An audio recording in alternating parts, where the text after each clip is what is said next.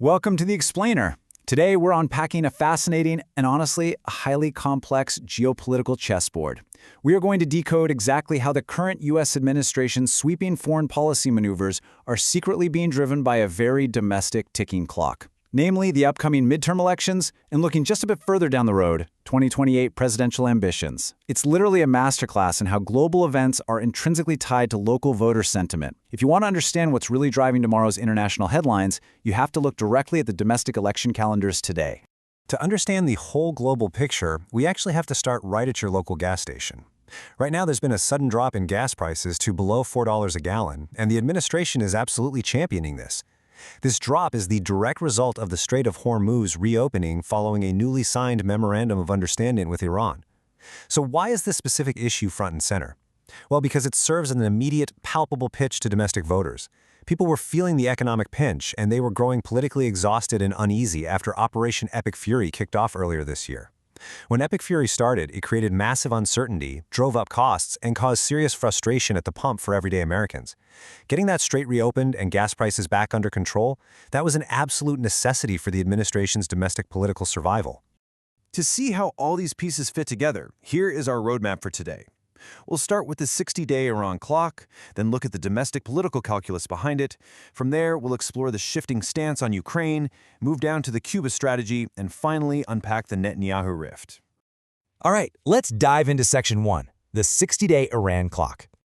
Picture this. At a recent swanky G7 dinner at the Palace of Versailles, a highly ambitious timeline was set into motion.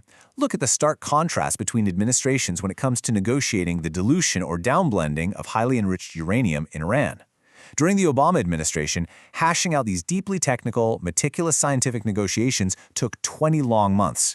Fast forward to now, and the current Trump administration has set an incredibly rushed deadline of just 60 days.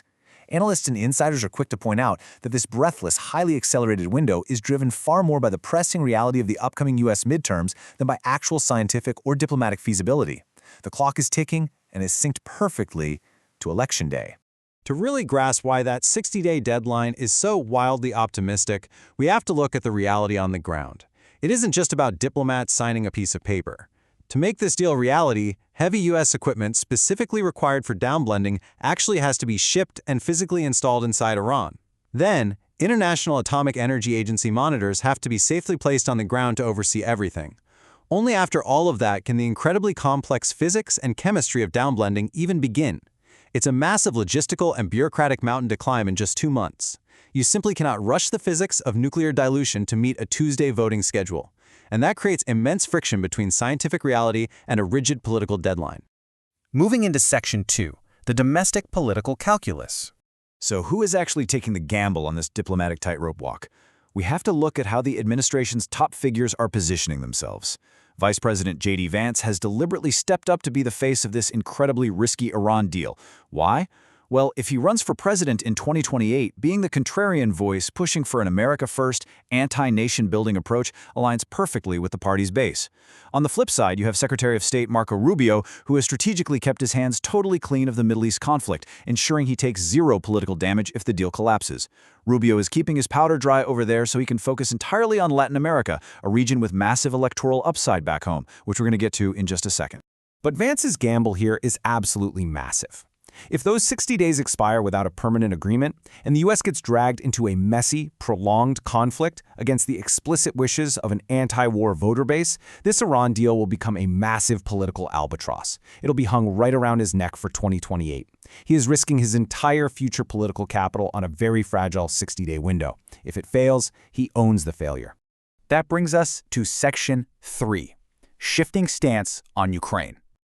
Let's pivot away from the Middle East for a moment and look at Eastern Europe, where domestic voter sentiment is rapidly altering the administration's tune. The breakdown of data here is essentially the Rosetta Stone for understanding current U.S. foreign policy. Look at how the political base views these distinct conflicts. Iran makes voters highly anxious, almost entirely because of domestic impacts like gas prices and fears of endless foreign entanglements. Ukraine, on the other hand, is increasingly viewed as an unpopular nuisance that just lacks clear domestic relevance to the average American voter. Meanwhile, potential action in Cuba is highly supported. The administration's geographical priorities are shifting precisely to mirror these specific voter anxieties. Because Ukraine is increasingly seen as a political nuisance by the base, we're seeing a sudden and dramatic shift in strategy. The administration is now actively talking about hosting a high-profile diplomatic summit right here in the U.S. between Putin and Zelensky, and they're publicly acknowledging Ukrainian military gains. Why the sudden pivot toward peace brokering? Because optics matter immensely right now. Bringing Putin and Zelensky to American soil paints the administration as the ultimate global peacemaker right on the eve of an election. The political calculus dictates aligning with whoever looks like the safer bet, firmly aiming to wrap up an unpopular foreign entanglement before voters head to the polls. On to Section 4, the Cuba Strategy. Remember how Secretary of State Marco Rubio deliberately stepped away from the Iran deal? Well, this is exactly where he's focused his energy. Moving down to Latin America, there are currently very strong rumors circulating about an imminent U.S. military invasion or severe action in Cuba. Politically speaking, this is a masterstroke for the midterms. Taking a hard line against the communist regimes in Cuba and Venezuela provides a highly popular, relatively low-risk political victory. Most importantly, it locks in the absolutely crucial support of Cuban and Venezuelan American voting blocs in South Florida. It's foreign policy tailor-made for domestic electoral success, basically delivering a guaranteed win for the administration in a massive swing state. And finally, Section 5, the Netanyahu Rift. Jumping back over to the Middle East, we are seeing a sheer unprecedented reversal in the historically airtight U.S.-Israel relationship. It has rapidly devolved to the point where the U.S. president is publicly expressing disdain for Benjamin Netanyahu's decisions, allegedly even dropping expletives in his private and semi-private assessments. For two allied leaders who previously showcased deep mutual alignment and unbreakable diplomatic bonds, this public rupture is just extraordinary. It clearly signals that something fundamental has changed in the political calculus underlying the alliance. It's a perfect storm of domestic pressures pulling these two nations apart. In the U.S., disapproval of Israeli actions has reached historic highs. And remarkably, it's uniting segments of both the far left and the MAGA base, which is an extremely rare political alignment. Simultaneously, Netanyahu is facing immense election pressure of his own from hardliners back home in Israel. But the true tipping point, and really the irony of all ironies here, is likely Lebanon.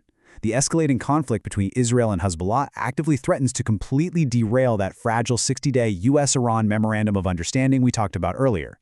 Think about that.